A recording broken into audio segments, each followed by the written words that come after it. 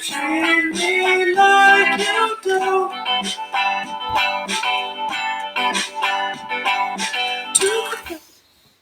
All right, hi folks. Welcome to Black and Pink's Policy Study Group. I actually ran this session this morning, but forgot to record it, so this is a special one for you, asynchronous participants and YouTube viewers. Today's topic is access to the courts. So we'll be talking about some of the basics of the civil legal system and incarcerated people. Some of this will be a review of topics from the sessions on federalism and the Prisoner Litigation Reform Act and administrative exhaustion, and some of it will be new content.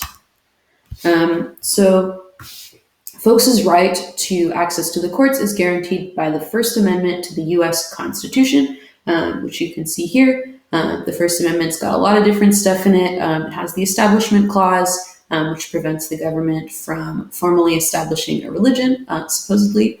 There's also the Free Exercise Clause, which guarantees people's right to practice their religion.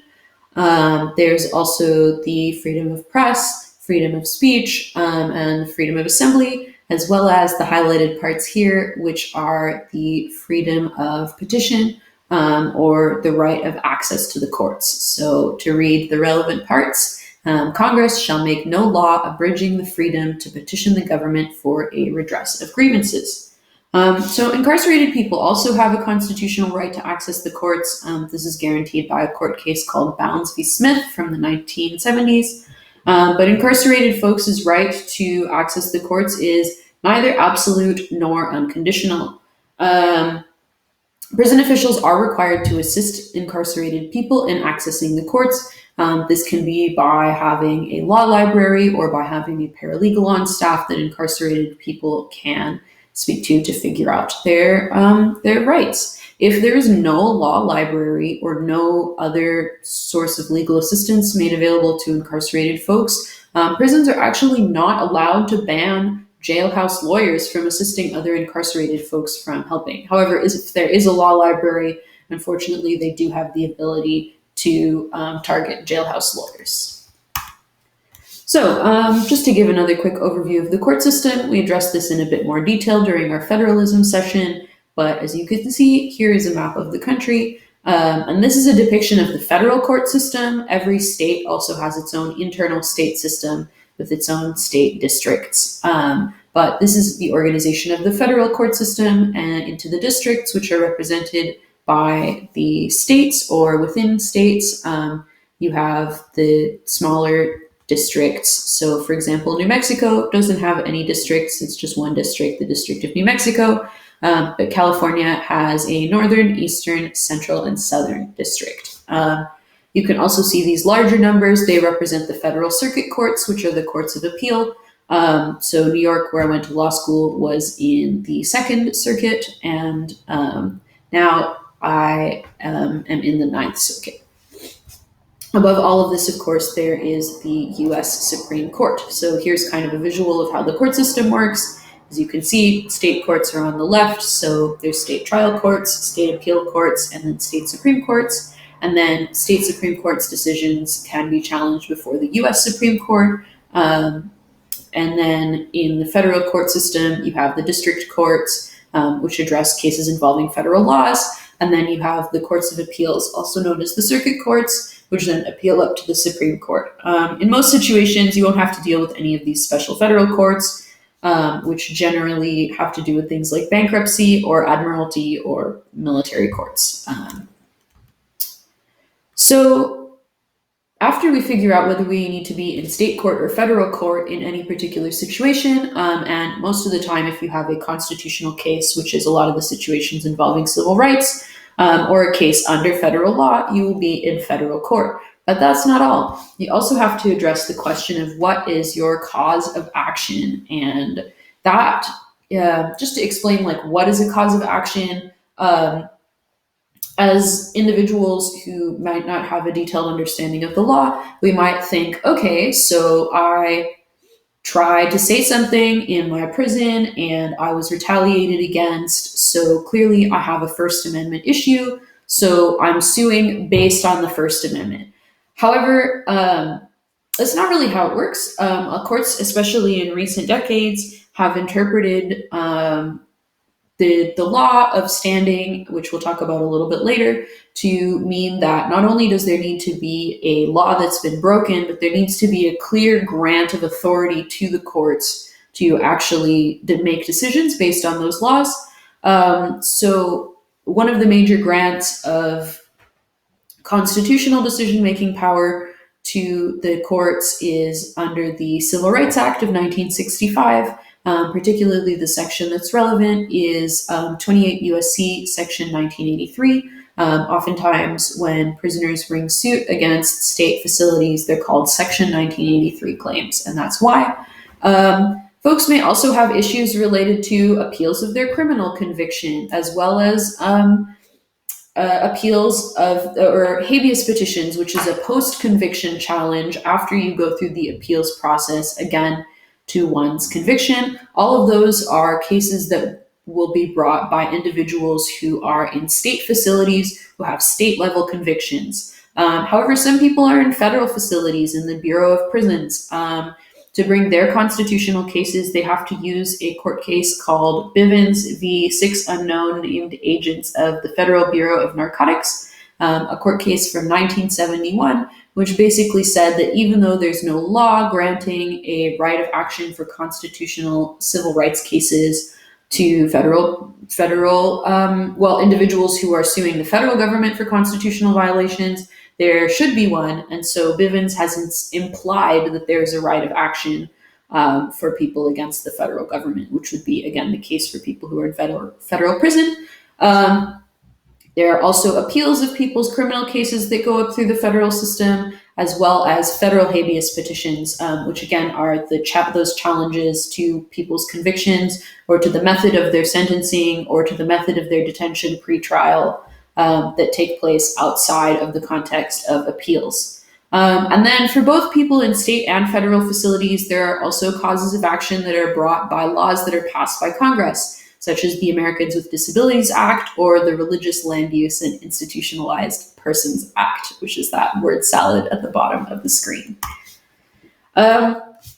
So in most of the situations that we deal with, folks are addressing an issue that is related to the Bill of Rights, which are the first 10 amendments to the US Constitution. Oftentimes when we're talking about the Constitution, we're talking about constitutional amendments. So for those who haven't studied the Constitution itself, sometimes it can be easy to forget that there's a whole Constitution before this stuff.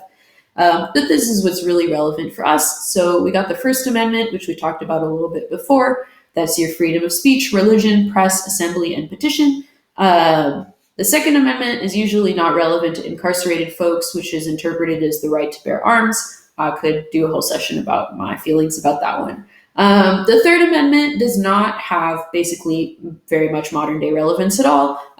It was intended initially during the Revolutionary War context to address situations in which people might be forced to have soldiers stay in their home. The Fourth Amendment is oftentimes relevant to incarcerated folks' criminal convictions, which we won't talk about terribly much today, but it relates to people's need to have warrants for searches and their rights around being arrested.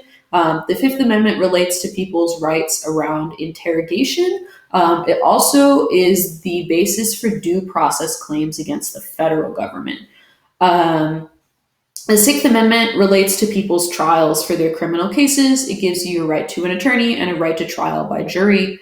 So that's often important in people's habeas claims or, again, in their appeals. The Seventh Circuit is often not relevant in our the Seventh Amendment is often not relevant in our context. The Eighth Amendment, however, is hugely relevant. The Eighth Amendment prohibits cruel and unusual punishment.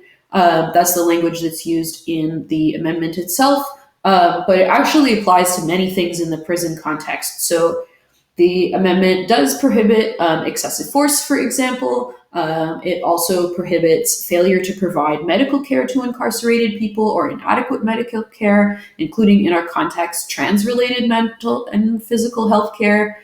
It also addresses the prison's obligation to protect individuals from situations of violence that might arise that the prison is aware of.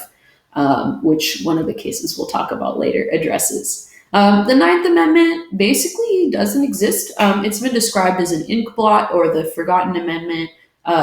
Basically, what it says is that people have more rights than these other amendments say, but because courts are super pedantic and they're always hyper-focused on what's written down, no one has ever really brought cases based on the Ninth Amendment, except some cases that have said that between the First Amendment, the Fourth Amendment, the Ninth Amendment, and the 14th Amendment, that there should be some kind of right to privacy. And then finally, the 10th Amendment mostly relates to federalism, which we talked about in a previous session, which is the distribution of power between the federal and state governments. So after you figure out what's the constitutional basis for your claim, and then figuring out what your cause of action is, you also have to address issues like standing. Standing relates to the rest of the Constitution, which we don't really look at. Article 3 of the Constitution says that courts are supposed to address cases and controversies. So one of the key questions before you even get into court and to establish jurisdiction is to ask whether we have an actual case or controversy that a court has the power to decide. So there's sort of a standard test for standing based on certain irreducible constitutional minimums. And so the questions that we ask are, has there been an injury in fact? Is it fairly traceable to the conduct complained of? And is it redressable by a favorable judicial decision? So basically, like, to kind of explain what all of those parts mean, an injury in fact means, like, was the person actually harmed? This can actually be a really big problem because certain kinds of harm are very difficult to prove. For example, there are court cases based on religious liberty where, for example, a person might say, like, I am an observant Jewish person and I was forced to eat a meal that was not kosher or that was containing pork. And so I was harmed. However, oftentimes when you actually try to bring these kinds of claims in front of a court, what ends up happening is they say, how are you harmed? What is the harm? How can you prove the harm? And so oftentimes injury in fact becomes a really big problem in a lot of different kinds of situations, including sexual assault cases, cases involving religious or other kinds of emotional or mental injuries, as well as solitary confinement when there's no documentation of clear mental health effects. The idea that the conduct is fairly traceable, or the injury is fairly traceable to the conduct, basically means there needs to be a link. Like, if the prison imposes a policy that, everybody should wear pink on Wednesdays, and then unrelated to that, you had a negative interaction with a corrections officer on Friday, there's not fairly traceable. And then the final part is that it needs to be redressable by a favorable judicial decision. And what that means is that the court actually has to be able to do something about it. So if you have a situation in which, let's say you're an incarcerated person and someone else on your block has stolen your belongings, and then subsequently the person has been released and they've taken your belongings with them, even if you say, my stuff was stolen, this is how it happened, the corrections officers saw it happen and did nothing. If you are asking for your stuff back and the person is gone, there's nothing the court can do about it. Additionally, there are certain standing-like requirements that are imposed by the Prison Litigation Reform Act. We talked about this extensively during the exhaustion session, which I encourage you to check out if you'd like to learn more about these topics. One of the main one is that there is a requirement for physical injury in cases where incarcerated people are requesting money damages. I also wanted to flag that Congresswoman Ayanna Pressley has introduced the People's Justice Act, which would repeal the Prison Litigation Reform Act. Again, if you go back and listen to our exhaustion session, you know that this law is horrible. It's very harmful for incarcerated people, and it's actually specifically designed for incarcerated people not to be able to vindicate their civil rights. And one of the key ways that it does that, again, is the topic of exhaustion, which I addressed in the previous session, but just kind of to give a brief summary, is the requirement that incarcerated people try to address all of their claims within the prison system before trying to go in front of the court, including any appeals that can be taken within the prison system. So after we go through all of that, there's kind of a baseline question, which is like, how do we even read court cases? How do we find them? What are they? What is the format that they come up in? So the main source, which a lot of these sources actually scrape from, is called PACER, Public Access to Court Electronic Records. It's a service that's provided by the federal judiciary. A website is kind of hard to access because you have to make an account and then the account has to be verified. But they charge a pretty reasonable amount of money. Basically, they just charge like actual production costs for their servers. I personally use Docketbird because they just have a nicer to use interface. There's a very small upcharge. Generally speaking, it's 25 cents a page on Pacer, up to 10 pages. So the maximum that you would pay for a court decision would be $4. Is that right? I think $4 is the maximum, but I don't remember. Another thing that's worth making a distinction about is the difference between a docket and a decision. So when you file a complaint in a court, many things happen that kind of go back and forth. So you file your complaint and then the defendant will file a reply. And then there will be motions about when the hearings will be and information gathering motions, which are called discovery. And all of that back and forth stuff is part of the docket, which is all of the documents that are linked into the case. But then at some point, there will be an actual court decision where the judge says, okay, we've seen all the discovery, I've heard all your arguments, here's what happens. So these decisions are really important because they become part of the law as a whole. And so it's important to be able to find court decisions. Some of the resources that I most frequently use are legal, or Google Scholar. All of the links are available here. And then, as I mentioned before, for incarcerated people on the inside, there will also, or at least should also be, law libraries that they be able to access these kinds of things for themselves as well. So once you find the court case, what do you even do with it? So one thing that's worth talking about is like, how do court case citations even work? So here's 3 different citations for different stages of the same court case. You can see at the bottom is the civil action number, which is most often how your case will look initially in a district court. You'll get some kind of number or code. Oftentimes there's like more dashes and letters in it. Usually these are not published though, so you won't be able to find them for someone else's court case. When this case was appealed to the Fifth Circuit, as you can see, this is what the citation looks like. So Gamble, who was the plaintiff below, he lost the case, and so he had to appeal. So that's why his name is listed first. If you can look at the Supreme Court decision above, it seems like Gamble won at the Fifth Circuit level, and so the prison appealed, which is why the names are reversed.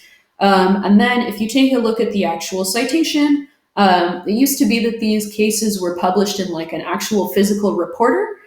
So one of them is the U.S. Supreme Court Reporter, just abbreviated as U.S. And then the other one is the second edition of the Federal Reporter there in purple, just abbreviated as F2nd.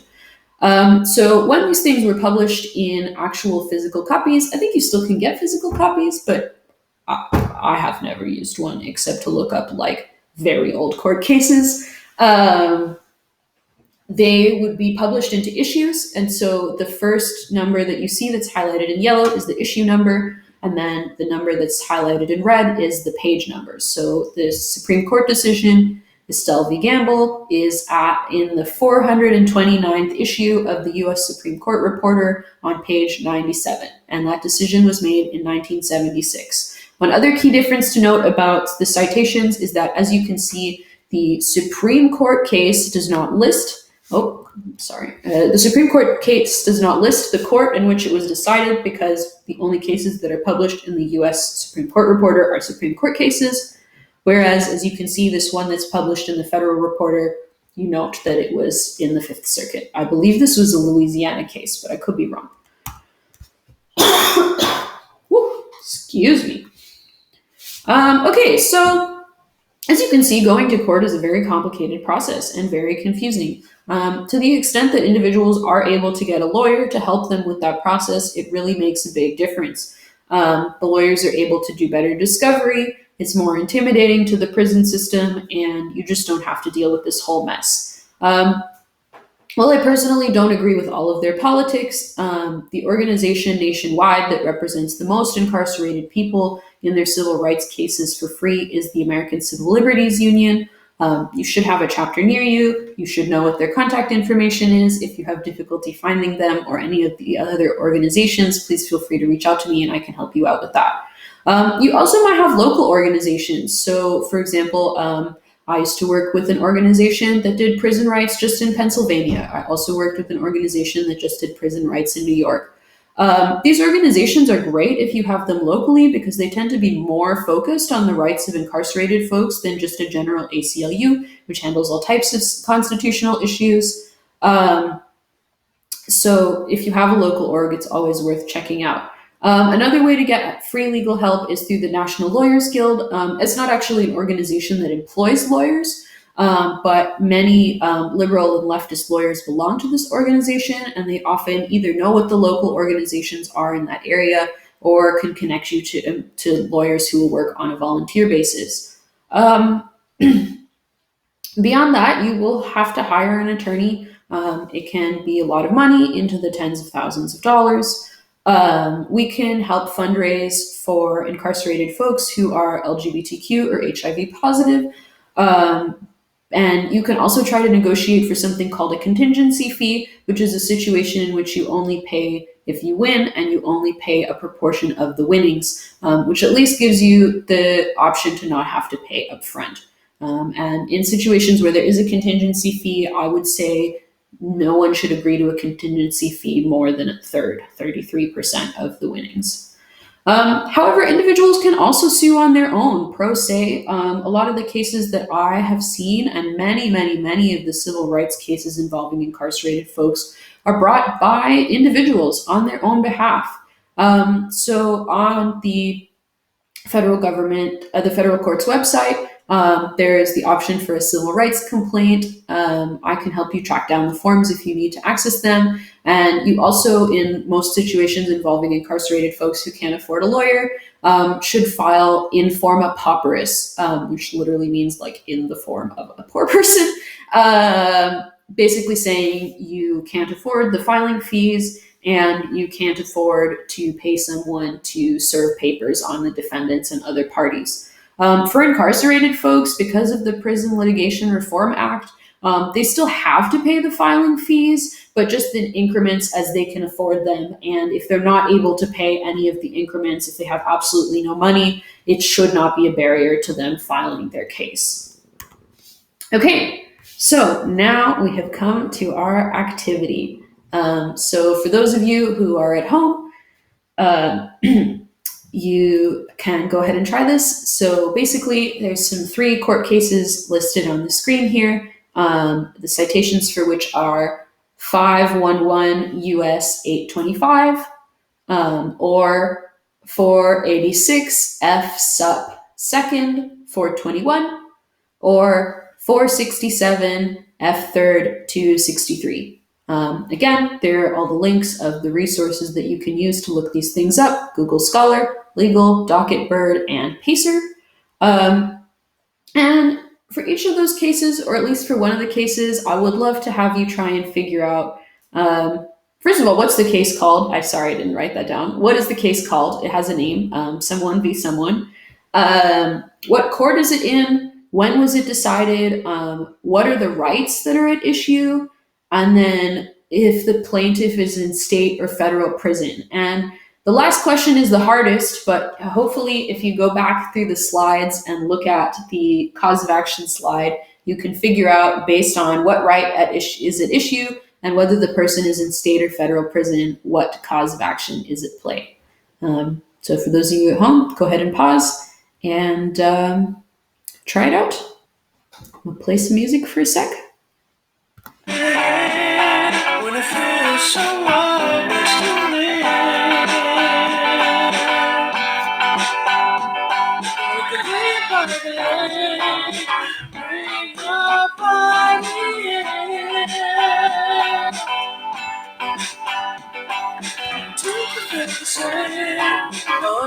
It's your love, it's a burn.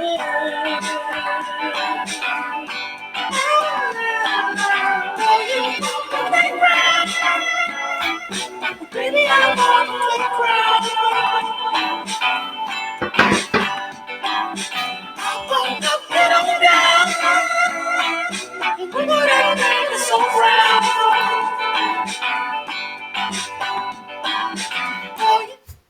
All right. That bop, by the way, was Playground by Steve Lacy. I hope that you were able to find the cases. If you weren't, I would love to hear just like what were your experiences. All of this is kind of like, in addition to figuring out how to do legal research, I also want to encourage you all to take critical approaches to the law as abolitionists. It's also important to note the ways that these systems don't work. Okay, so 511 US 825. This is the court case Farmer v. Brennan. It's a court case brought by an incarcerated trans woman in 1994. This is the Supreme Court decision in this case. Of course, as we know, there were also circuit court decisions and a district court decision. I believe that Miss Farmer was in Indiana and that was a Fifth Circuit case, but at any rate, this is the Supreme Court decision.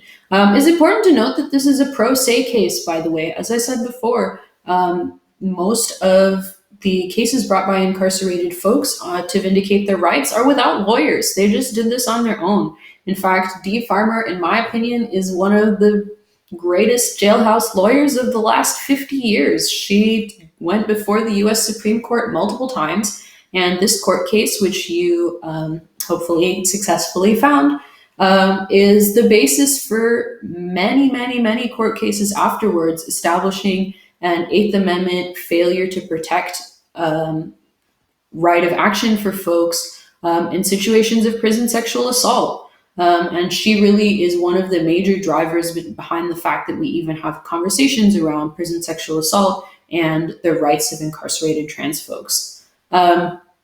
So let's see, I said what court it was in, when it was decided. What's the right at issue? The Eighth Amendment, as I just said. She's in federal prison, and for this one, the cause of action question is a bit tricky because it is a Bivens case, though the court doesn't address that exactly. They kind of assume there's a cause of action. But since then, many people have used Farmer v. Brennan to argue that there is a, Bivens right of action for folks in federal prison to sue their prisoners, or the prison rather. Okay, moving on to 486 F Sup 2nd 421. This is the case Ramirez v. Pugh. It's from the Middle District of Pennsylvania in 2007, so it's a district court decision. The right that's at issue is a First Amendment right, specifically Federal Bureau of Prisons regulations prohibiting federal prisoners from receiving porn, specifically Playboy and Penthouse magazines. So this one is also a Bivens remedy because, again, it's a suit by a federal prisoner against the federal government on a constitutional basis. Finally, we come to 467 F 3rd 263. This is the case Salahuddin v. Gord. It was decided in the Second Circuit. I believe this is a New York State case. I could be wrong. It's from 2006, and it's a free exercise case, which means it's a First Amendment case, as well as there being other First Amendment issues related to access to courts, as well as an Eighth Amendment case for failure to provide medical services. So as you can see, all of the constitutional amendments are kind of presented as like separate issues, but when the rubber meets the road for incarcerated folks, oftentimes these are stacking problems. Okay, so we said what court it's in, when it was decided, what right is at issue. In this case, the person is in state prison, which means that the cause of action is the Civil Rights Act, 28 U.S.C. Section 1983. So, how'd you all do? How hard was this process? Do you have any reflections on how to do this, other attempts that you've made to do these kinds of research, or if you have inside pen pals who have tried to do this kind of research? Let me know in the comments below or feel free to email me. And I hope you learned something and had fun. Have a great afternoon, evening, morning, wherever you are. Baby, I'm on the playground. Up, up, get on down. It's so proud. Remember the days you left me by the phone. You had to hesitate. Now you are not second there.